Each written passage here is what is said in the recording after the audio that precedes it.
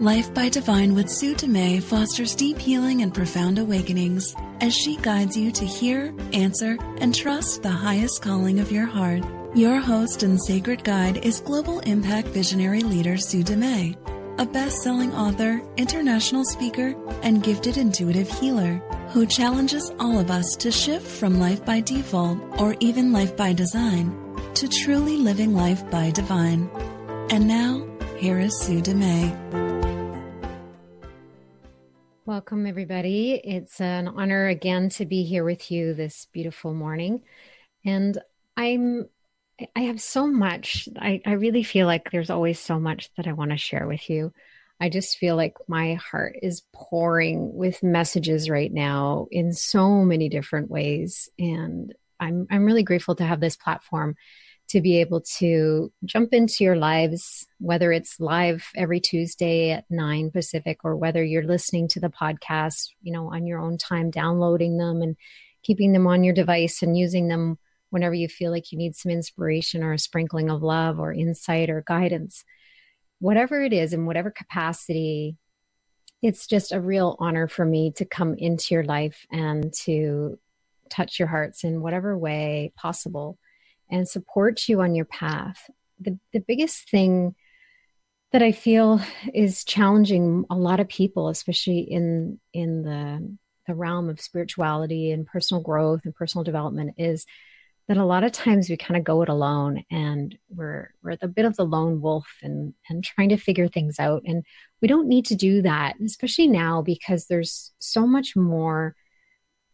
There's so many more people that are waking up. There's so many more people that are open and curious and on this path of discovery, of self-discovery and awakening. And we're definitely not alone. We're definitely not standing so much on the leading edge like we were before, where you'd kind of look around and there's like nobody there. I really feel like there's a lot more light leaders standing up. There's a lot more light workers waking up. And there's a lot more people coming out of the woodwork and sharing and owning and embracing their gifts. So although sometimes it feels a bit lonely, it's only because we've kind of withdrawn and we've disconnected, or we're not quite maybe plugged into the right network of people yet, or we haven't found our tribe. And my invitation for you is just to remain open and curious so that you can be guided to the people that you're meant to be with during this time of awakening and evolution. The world is evolving. There's a big shift happening. It's been happening for a while, and we don't have to go it alone. That's the beautiful thing. There's still a lot of people that are living life by default. There's still a lot of people that are asleep at the wheel. Totally okay. And there's some of us that are feeling the real call to help wake others up. That's great. Keep following those nudges if that's what you're feeling. Or perhaps you're here because you just need some support on your own path and your own awakening, and that's beautiful. Welcome. We welcome everybody. There's no right or wrong way to do this thing called life. And the ego would have us believe that we can get it wrong. The ego would have us strive to get it right, to be perfect. But that's just the ego's fear-based programming. That's just all the programming in our mind that's been downloaded all these years, telling us that we're not good enough, we're not doing enough, and we'll never be enough. So no matter what you do or don't do, in the eyes of the ego, you will never get it right. You will never be good enough.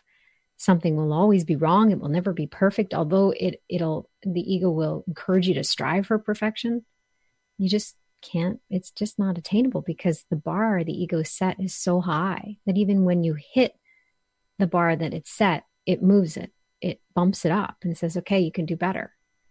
So there's no pleasing the ego. There's no satisfying the ego. And I'm going to encourage you just to begin to take the time to stop striving, chasing, seeking.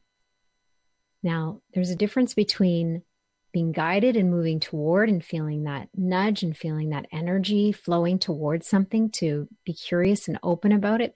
And then there's that seeking, like something's missing, desperately hoping for. There's a lot of people chasing their purpose. They don't know what it is, and they feel like a piece of the puzzle is missing or a piece of themselves is missing. They're seeking the truth. And the thing with everything out there, including this radio show, including my message, including my books, everything I share is simply pointing to the truth.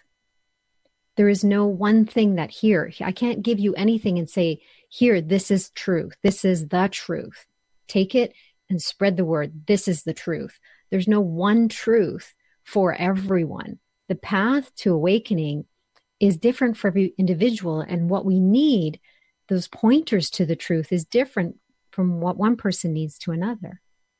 So really what it becomes, see, what happens is we have these pointers to the truth, and we mistake it for truth with a capital T. Everything is just pointing to the truth. And the thing is, yes, it's external. Yes, there's these external symbols. There's these tools. There's these symbols in the world of books and products and words and all these kinds of things that point us to the truth.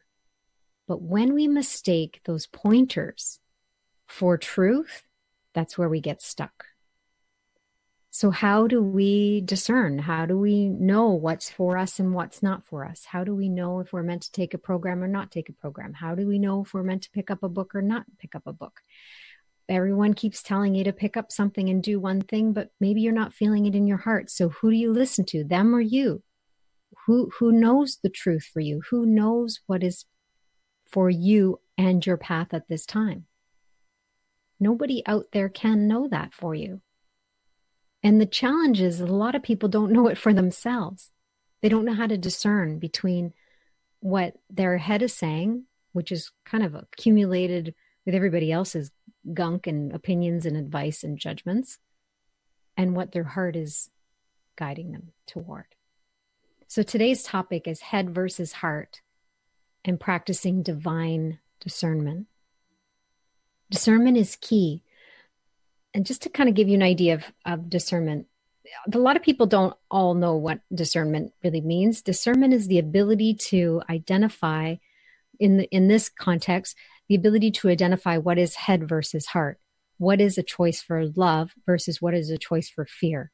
Discernment is the practice of following your intuition versus following what you think you should or shouldn't do, or what others think you should or shouldn't do. So discernment is the ability to identify which path you're meant to take and how does that feel in your heart. So there's discernment in our head, but that's more decision, kind of logic and reason. And then there's discernment in the heart, which is what I'm really wanting to encourage everybody to be in alignment with. When we hear people say, oh, just follow your heart, lead with your heart, I say it a lot, trust your intuition. It sounds really simple, but it's not easy. It's definitely not easy because of the programming, the fear-based programming that we're inundated with and downloaded for a lifetime already, which is the opposite. It's telling us the opposite. We were born naturally intuitive. We're born intuitive. We're programmed to make logical decisions, to make decisions based on fear, fact, reason, logic. Let's think about this. Let's weigh the pros and cons. It's a very heady process that we're taught in decision making. But decisions aren't meant to be head first. They're meant to be heart first and head follows. I'll say that again, heart first, head follow. So the actual mind, the head is actually meant to be in the passenger seat and the heart is meant to be driving. The heart is meant to lead in every moment. We are intuitive beings. We are meant to make intuitive decisions, intuitive choices. And when we're living life by divine, that just happens naturally. It's just a flow.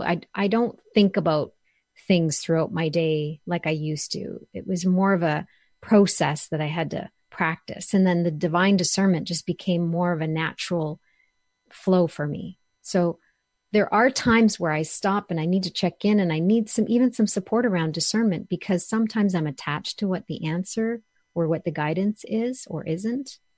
So that's where I join with other people. So as we explore the topic today, head versus heart, practicing divine discernment, my intention is to give you as much information as I possibly can to try and increase your confidence and give you some tools that you can actually practice in the moment-to-moment days as you go along. And there's a kind of a 5-step process that dropped in this morning as a little tool to share. So I'm going to share that with you at some point as well. In the meantime, as you're listening, the practice of discernment has already begun. So your ability to take what resonates and bring it into your heart and release what doesn't and just put it aside. Some stuff will be like a real clear, like ding, ding, ding, this is for you. And other stuff will be a subtle, like, interesting, and kind of spark some intrigue or curiosity. And then other pieces will be like, that don't feel resonant to that at all. Beautiful. Use discernment to take what you're meant to take from my message today and leave the rest behind. Because this is what happens. We fill our heads with knowledge, thinking that we need more knowledge in order to know. But the knowing that we're really seeking goes beyond the mind. It has nothing to do with knowledge, actually. It has nothing to do with the mind. The knowing that I'm talking about is a knowing on a heart level that goes beyond logic and reason. It goes beyond the thinking mind. It's a knowing that we can tap into that will allow us to have the confidence and clarity in the moment-to-moment decisions, the moment-to-moment inspired action. And it becomes more natural. We remember because we've forgotten. That's really what's happened, is with all the programming and all the changes and the fear-based stuff and the additional advice and suggestions of other people, taking on other people's opinions instead of creating our own knowing, or allowing our own knowing to lead the way. We forget how to trust our intuition. So this is a process of remembering, kind of like remembering how to ride a bike. We know how to do it. We just need to practice again. So practice is key, and then trust the process. There's the work we're doing, and the work I do with my members and with in community and with all of you, by kind of sprinkling this information into your hearts, is to slowly unwind, unschool, unlearn, unprogram, to slowly clear the mind of everything that would actually block you from trusting your intuition again. Trusting, knowing, following, feeling, aligning with full confidence.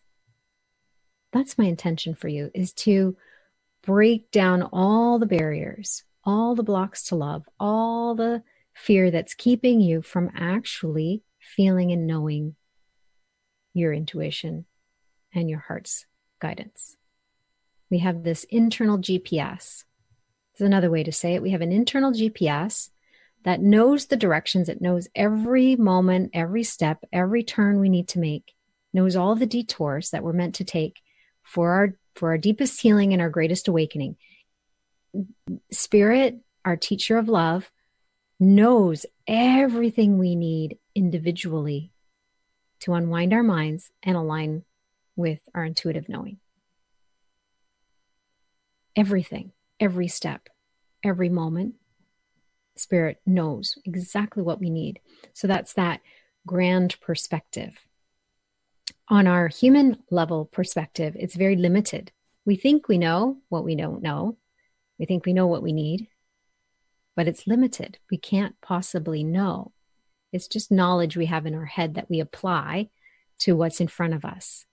And it's a limited perspective that we can see. And it's filtered through any leftover fear-based programming in our minds. So as we start to unravel and unwind all that fear-based programming, release it, kind of unlearn it, unschool it, we actually start to peel away all the filters that are interfering with our ability to be intuitive and have that deep knowing and follow from there. That's living life by divine, letting that force within you, letting that spirit within you guide you, lead you, direct you in every moment. It becomes a beautiful orchestration, a beautiful collaboration, a beautiful dance. In the beginning, it can feel a little bit like logic, kind of using the understanding of the mind and using the mind to try and understand the knowing in the heart. That's part of the process. But eventually, it'll come to this place where it's just a beautiful flow with life. When we look at intuition, the biggest thing I hear a lot is people saying, I don't know, how do I know it's my head? Oh, how do I know it's my heart and not my head? How do I know it's my intuition? How do I know that it's love and not fear speaking? How do I know that it's spirit as my teacher and not ego as my teacher? And that's not an easy question to answer because, again, it really is different for each individual. But also, the ego is very clever. I've talked about this in the last couple episodes. I've been introducing the evolution of the ego, which is my new book. And I was really excited because my book is, we did the virtual launch and now it's a bestseller in Canada, UK, and the US, which is really exciting. So I'm honored to have the book in more people's hearts and more people's homes and more people's hands, because this message is really, really important. To understand the evolution of the ego is to understand how it will disguise itself as love, how it will infiltrate your life, how it will embed fear in every aspect of your life, particularly in the way of personalities, different personalities. And those personalities can be negative personalities or positive personalities. They can appear caring and loving, or they can appear kind of grumpy and judging. There's a lot of different, I named a bunch of them and I shared them in the last couple episodes. You can jump back if you missed them and go back and listen to the replays. But the evolution of the ego, that book will really give you the inner and outer workings and understanding of how the ego can influence you. So what'll happen is you're going along, you're starting to trust your intuition again, you're feeling good, you got some confidence, you feel like you've got your feet on the ground again about it, and suddenly the ego evolves and disguises itself as love and pretends to be your biggest cheerleader. And then all of a sudden there's the artificial feel good. Whereas when you knew before what that intuitive kind of trusting feeling was like, that heart, yes, you knew what it was, and all of a sudden it shifts, it changes. It's very subtle, but it changes. But we're so caught up in it that we don't recognize the subtleness of the shift. So what I'm going to teach you today is to tune into the subtle shifts and to discern and practice the discernment, the divine discernment, so that you can identify when it's clear, it's your heart, and when it's ego disguised as intuition or disguised as love, and when it's actually just totally fear-based or your head trying to get in the way or your ego trying to get in the way. Sometimes it'll be obvious, sometimes it'll be less obvious. The other piece I'm going to encourage you to do is finding someone that is intuitive, that can join with you, that can feel into it with you and help you discern. That practice is really, really essential. And I do that a lot within my community. I do that a lot with my clients. I do that myself as well with my coach and the healers that work with me. Because if there's something I'm attached to knowing the answer, I'm attached to what the answer is, then my fear-based mind can actually get in the way of actually discerning. So sometimes I'll tune in, I'll get guidance, and just to make sure, I'll join with somebody to feel into the intuition for me as well, just as confirmation that I'm on track, that the ego's not in there somewhere. As you practice this more and more, it becomes more, you become more and more attuned to the subtle shifts that happen from love to fear, from fear to love. And the subtle shifts become more obvious.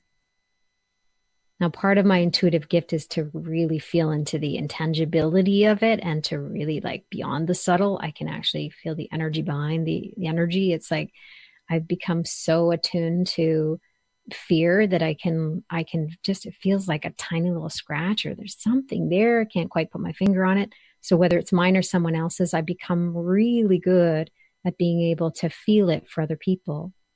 And everyone has the ability to tune in and start to really become fine-tuned to feel it for themselves. Not saying you'll be able to feel it for others, but you can definitely learn to feel it for yourselves. Some of you will be doing this work in the healing realm. Some of you are already doing it, and it becomes more and more fine-tuned in the work you're doing as you become more and more fine-tuned in the work you're doing for yourself.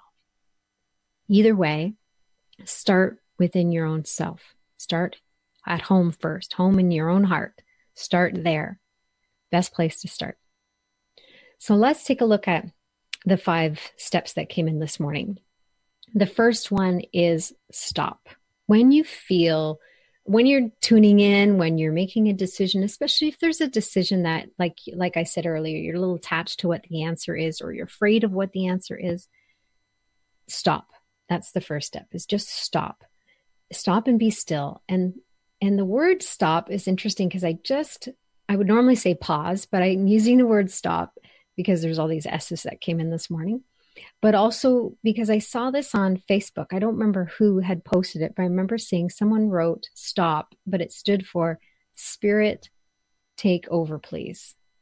So STOP, Spirit Take Over, Please.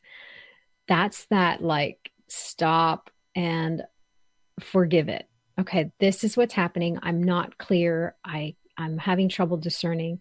There's a stop. Spirit, take over, please. That's that surrender, your personal will, you're trying to figure it out, all of that, surrender it over to Spirit and ask, I need your help. I need your guidance. Show me the way. So the first thing is to stop and actually be willing and open to tune in about the guidance, to check in and see what intuitively you're being guided to do or not to. So stop is the first one. And I love that where it says, Spirit, take over, please. That's that. Like, I don't know what all this is for. I bet on a human level, I do not know what all this is for, but my spirit knows. Therefore, I offer it to you. Show me the way. I surrender it all to you. Show me the way. So stop. The second step is soften. Just even right now, take a breath and soften. Just there we go. Just set an intention to soften. That in itself will open up more of a receptive experience around your intuition. Now, what you're doing is kind of softening and saying to the universe, I'm open. I'm open to anything. I'm open to any guidance. I'm open to any insights. I'm open to any feelings, whatever it is, I am open. So you stop and soften. That's the opening. That's like opening the door and saying, Spirit, come on in. Come on into my heart. Come on into my body. Come on into my mind. Help me out here. I need your support. So stop and soften. And then we have sink in. When you're in your head trying to figure something out, you're more often than not, we're running on a hamster wheel. And we're running on a hamster wheel, the same kind of thoughts over and over again, or there's new theme happens to be. When we stop and sink in, it allows us to be fully present to what is. But not only that, my intention here when I use the word sink in is from the head. Imagine you could sink in and down into the heart space. So another way to visualize it is like you have a spotlight that's kind of shining right and left and up and down and forward and back all around. You have a spotlight in your head and you're trying to find the answer and you're trying to look and see in the dark, find the way, and you've got the spotlight just kind of swinging all around the place. Imagine that you could take that spotlight, because the mind is actually holding on to it, which the ego loves because it's going to help you try and seek and find and chase your whole life. Imagine you could take that spotlight and drop it down, sink down into your heart space. Now imagine that spotlight is a light of awareness. And then you give your heart or spirit control over it. Say, here, you guide me. You show me the way. You take over my spotlight. You take the lead. You take the wheel. And then the spotlight starts to just shine on what's purposeful. In the head, it'll shine on everything. Is that it? Nope, that's not it. Is this it? Nope. Oh, it's over there. Oh, it's over here. It's over here. It's like it's constant. It's like a chase. The picture I have is, I'm sure you've seen those videos with cats with a little laser light. And the people are, and their owners are playing with the laser light, and the cat's running all over the place trying to catch the light.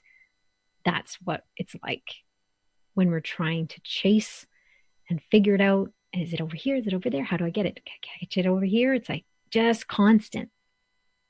Where when we sink down into our heart space and we give spirit the spotlight, then that light is just illuminating what's purposeful for our path. So it becomes much more efficient. We save a lot of time and a lot of energy. And for the most part, a lot of money for a lot of people. So when we can sink in, be fully present, and allow spirit to guide us, it won't always make logical sense. Sometimes we're guided to go in a direction which feels counterintuitive, but it's not. It's very intuitive. It feels counterintuitive in the mind because it doesn't make sense or we don't understand. But at the same time, it's actually perfect. So when we trust, when we can drop in, sink in and trust and follow the guidance, even when it doesn't make sense, everything is orchestrated from that life by divine realm of living. And from that place, spirit is working on behalf of everyone, everywhere, all together, all at once, including you. So everything that comes through for you is for you and everyone else. It's a beautiful orchestration for all of humanity. So sinking in. So you're going to stop. Spirit, take over, please. You're going to soften, feel that opening. And you're going to sink in, feel a presence. There's a big surrender in that as well. Kind of surrendering what you think in your head or what you hope for, all that. You surrender your agenda, surrender your personal will to align with your true will, which is your soul's will, your spirit's will. So those are the first 3 steps. We're going to take a short break. When we come back, I'm going to share the next 2 steps, and we'll go into a little bit more of the tools of discernment as we come back from the break. We'll be right back.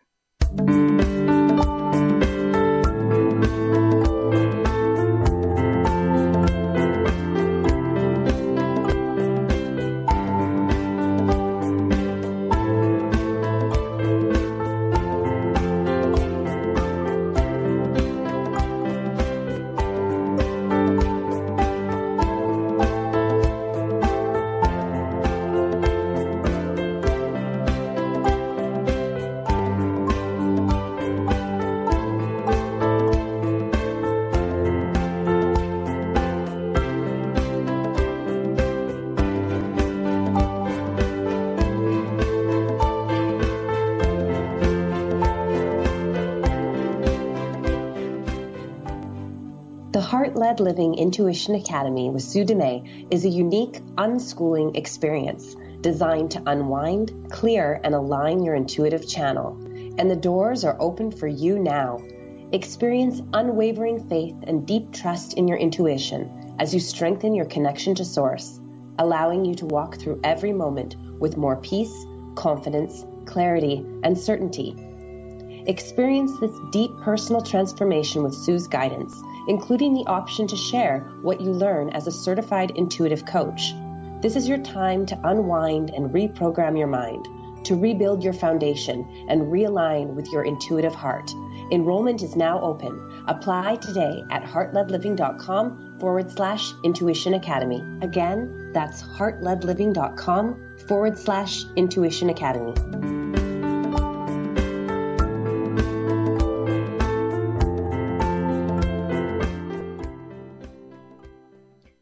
Welcome back. You're listening to Life by Divine, and I am your host, Sue Dumais.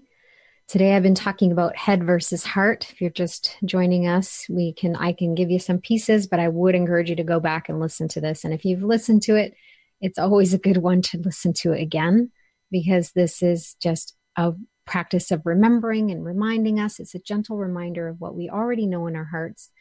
But the challenge is we already think something in our head that blocks what we know in the heart. So it's really an unwinding in the mind to allow us to sink into the knowing and remembering how to trust our intuition. The discernment is key. And I was sharing 5 steps to bring you into the practice of divine discernment. The first step was stop. So stop standing for spirit. Take over, please. Surrendering over what's happening. I do not know what this is for, and I'm open for guidance. Show me the way. Show me what you would have me do. So there's a real surrender in that. And then soften. Soften is the opening to the mind, but also an opening in the heart and a softening in the body. Just creating that softening actually allows a lot of energy that's dense or being held to actually have an outlet and a movement. And that's really important. Number 3 is sink in and down into your heart space to be fully present.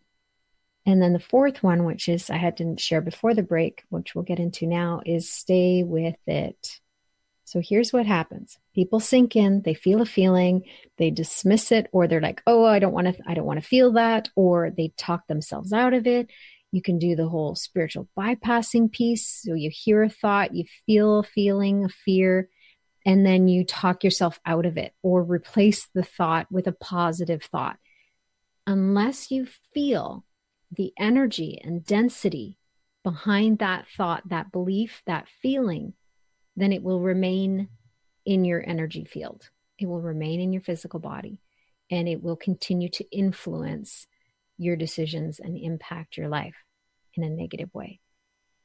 So stay with it is essential. Stay with it means feel it, feel into it. How does it feel? Where do you feel it? When you're discerning around something, does it feel like a heart yes? Does it feel like a heart no? Do you know what that feels like for you? Usually the heart yes feels like an expansion.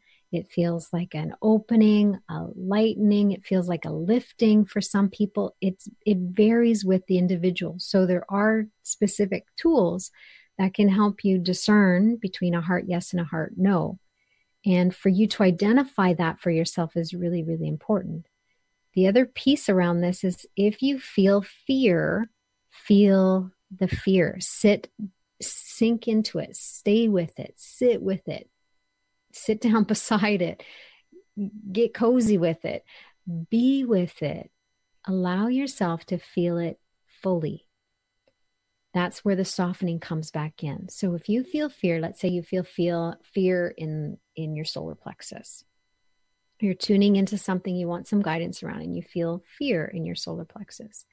As you tune into the fear, it might intensify. It's like shining the spotlight on it, right? It might intensify. And stay with it anyways.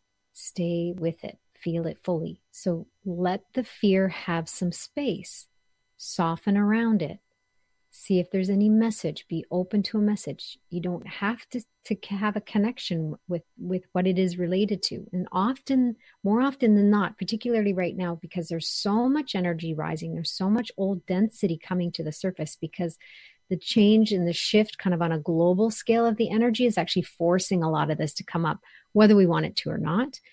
It's all coming to the surface. So stuff that has been there for past lives, generational stuff, hereditary stuff, early childhood stuff is all coming up to the surface. collective feminine, collective masculine, all coming up to the surface. So when we feel something rising up in us, instead of trying to numb it out, forget about it, bypass it, sprinkle it with kindness, change your thoughts about it, all of those things, just feel it. Feel it first. Feel the fear. Feel it fully. Sit down with it. Take some time with it. Breathe through it. It's not going to be comfortable. This is not a fun process, but it's so worth it. It's so worth it, because what you're doing is you're going to feel it until you feel the shift. That's the last number 5 is shift. You're going to feel it until it shifts. And the reason it shifts is because when we witness that density, that energy, those emotions, it gives it permission to move. And we can soften around it and see it rising or see it releasing down through our spine. So sometimes it goes up and out, sometimes it goes down and out. It'll take the path of least resistance if we have a softening and an invitation and a witnessing to allow the energy to move. So emotions are energy in motion. When we allow the emotion of the energy of the emotion to move, it can express itself and clear. When we hold it, when we choke down our tears, or we bite our tongue and swallow down our anger and swallow that bitter pill of resentment, we hold on to it. We're choking down and grasping, strangling our emotional energy. And we hold on to it, and then it becomes a block. It becomes an issue. It impacts our health. It impacts our relationships, our decisions. Everything is impacted. So stay with it. Feel it fully. And that goes with stay with it in the way of a thought. So if you have thoughts in your head, stay with those thoughts. Witness them. But witness them in the way of seeing them kind of wash up and go, wash up and go, wash up and clear. Don't let them just circle around and hit you on a hamster wheel. That's a different feeling. Witness them and then imagine forgiving them over for healing. Say, here, Spirit, here's another thought. Oh, here's another thought. Oh, here's another one. Here's another one. However many times and however many come up, keep forgiving them over. And then keep following it down until you feel the shift. That's step 5. When you feel the shift in your thoughts, when you feel the shift in your energy, sometimes it's subtle, sometimes it's obvious. But when you feel the shift, then you know that a healing has occurred. You've released something on some level. When you allow the layers to be healed, another layer might come right up and take its place. That's okay. Start again. Stop, soften, sink in, stay with it, shift, wait for the shift, allow the shift, invite the shift. Keep going. This whole process is just practice and repeat, and practice and repeat over and over and over again. And I promise a lot of my clients will be like, I've already dealt with my mother stuff, or I've already dealt with this abundance stuff. And I'm like, yep. And here's another layer. Like onions, we heal in layers. And I want you to see that some layers of the onion are thicker than others. Some are more challenging than others. Some will make you cry. Some will make you scream. Some will make you roar. Some will bring you to your knees.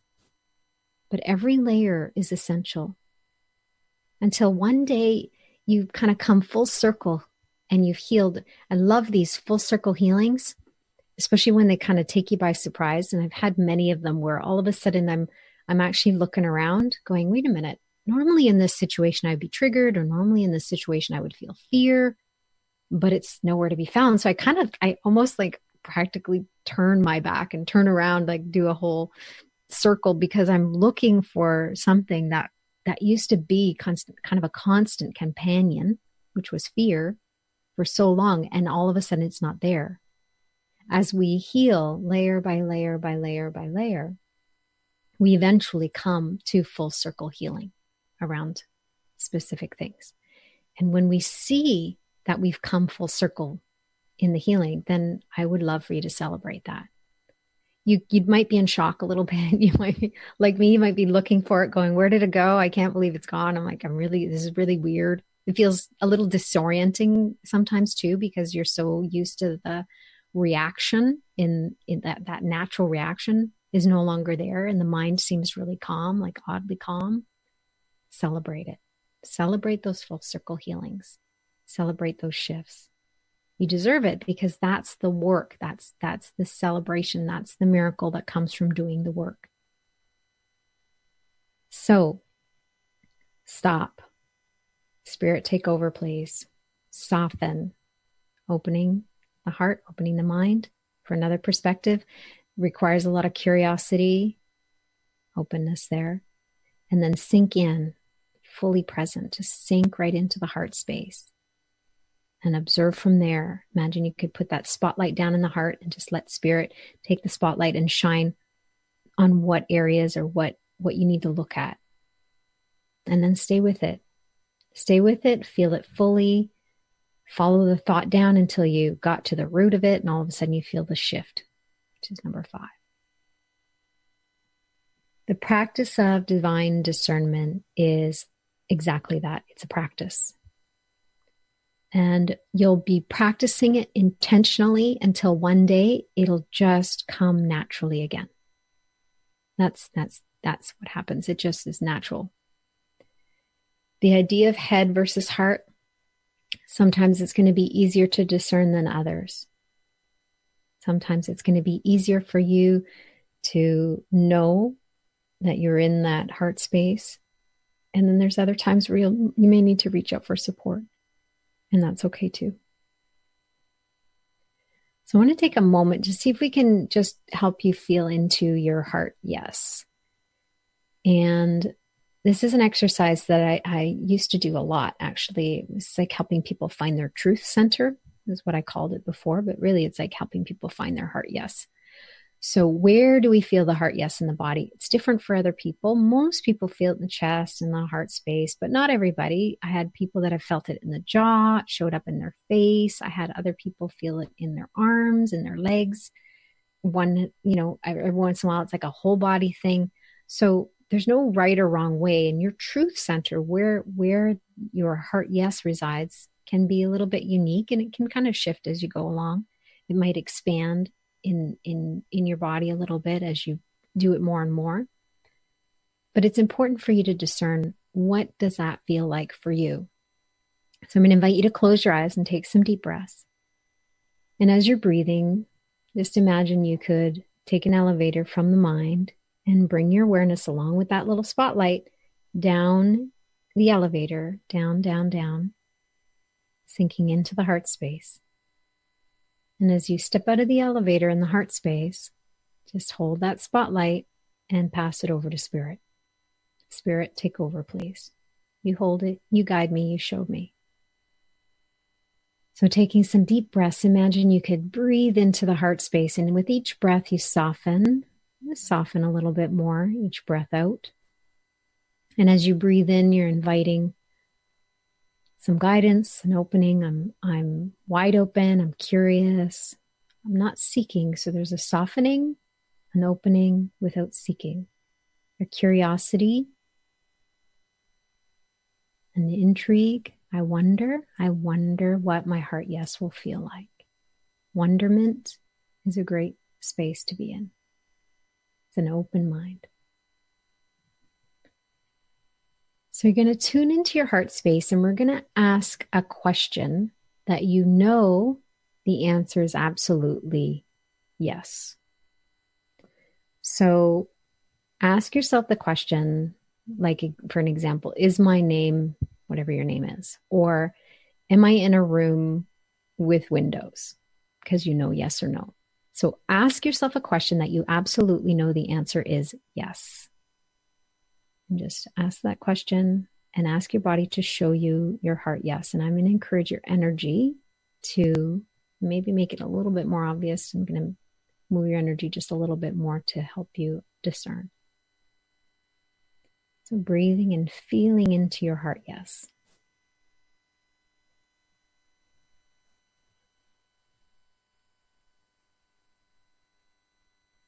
So just take a little picture and imprint of what that feels like, how that shows up right now. And we're going to clear it. So imagine we can wipe the slate clean. We're going to ask the body to return to neutral. And now we're going to invite the body to show us no. What does a heart no feel like, look like, taste like, experience? What is the experience in your body of a heart no? So you're going to ask yourself a question that you absolutely know the answer is no. So you can ask, do I like such and such? Do I like chocolate ice cream? Yes or no? If you know your answer is no, then ask yourself that question. Is the room I'm in, is the door open in the room I'm in? Whatever it is, a question that you absolutely know the answer is no. And we're going to invite your body to show you no. There's a physical experience of it, energetic experience of no.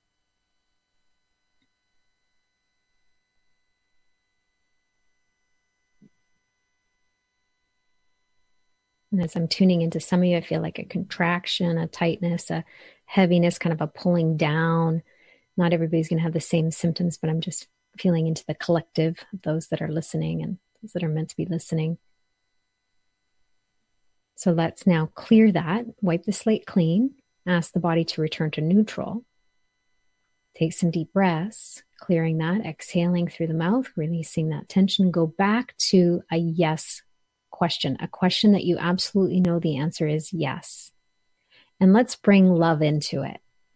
So you can ask yourself, do I love so-and-so? Do I love ice cream? Do I love whatever it is? But I need you to absolutely love, adore, scrumptious love, whatever it is that you're asking, so that your body can show you the experience of a heart yes with a real expansion of love.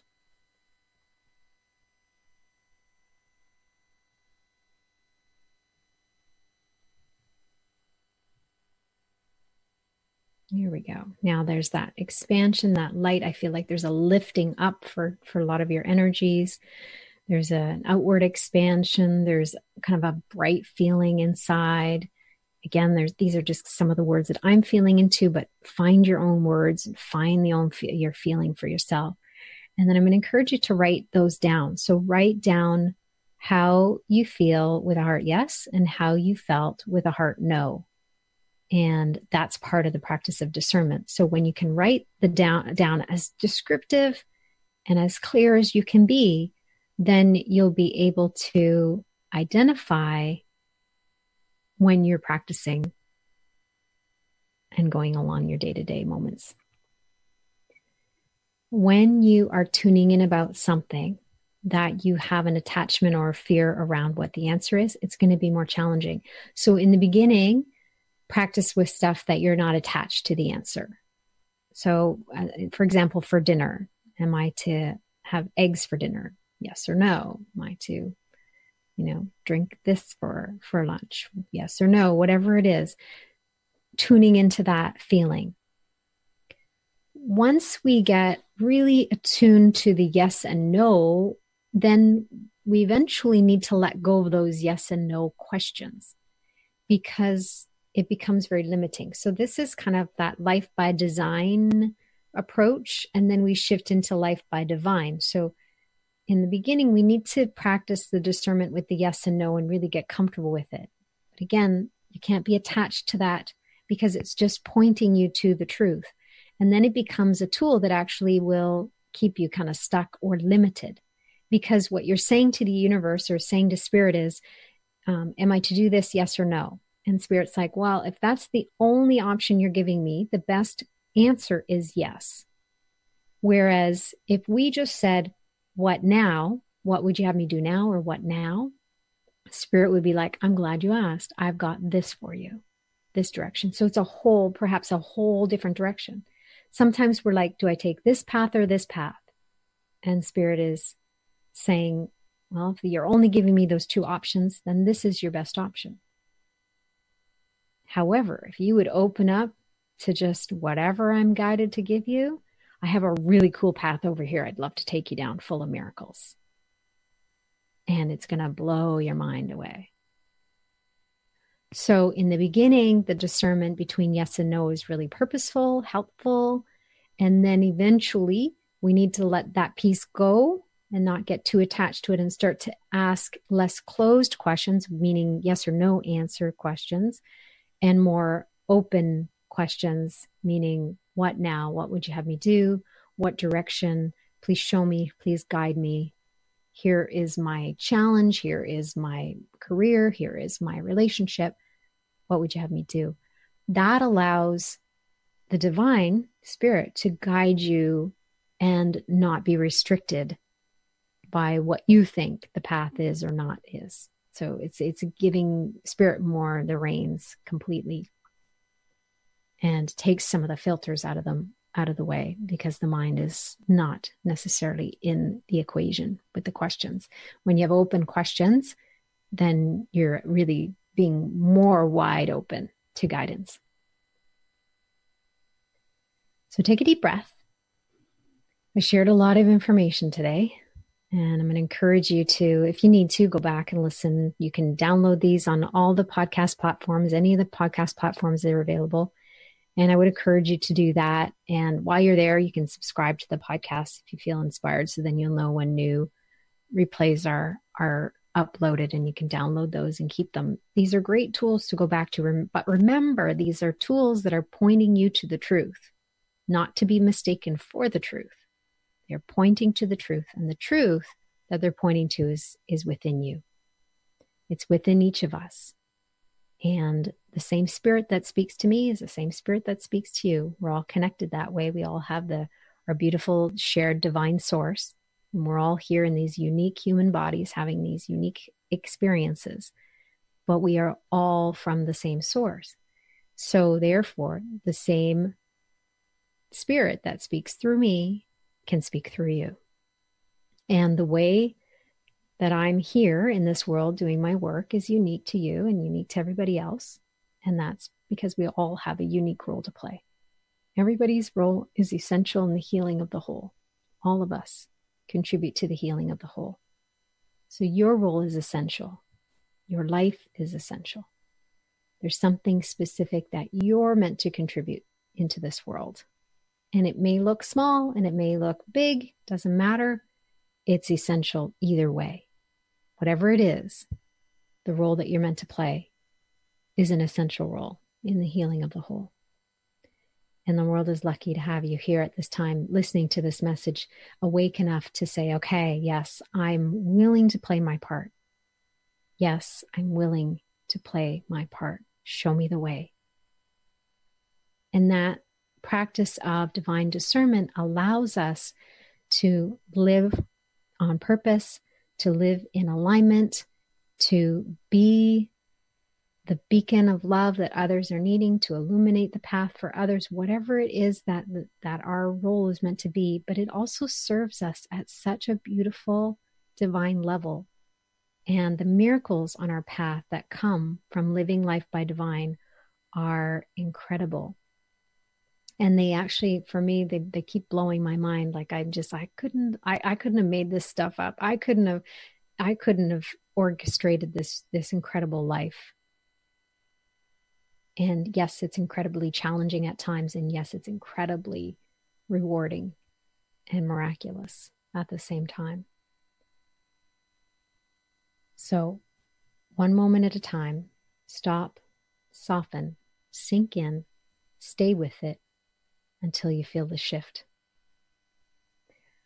I'm so grateful to be here with you and to share my message each week. I love you. I appreciate you. I look forward to talking to you again next week, every Tuesday at 9 a.m. Pacific. And again, you can go to the podcast platforms and subscribe so that you can be notified each time there's a podcast for downloadable replay available to you. I'd love to sprinkle your life as much as I possibly can. Until next week, namaste.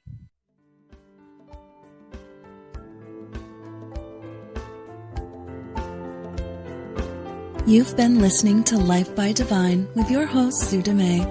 Shift your consciousness from head to heart and enliven your soul as you discover how to lead with your heart and live your own life by divine. Join Sue in the growing global heart-led living community at heartledliving.com. That is heart, L-E-D, living.com.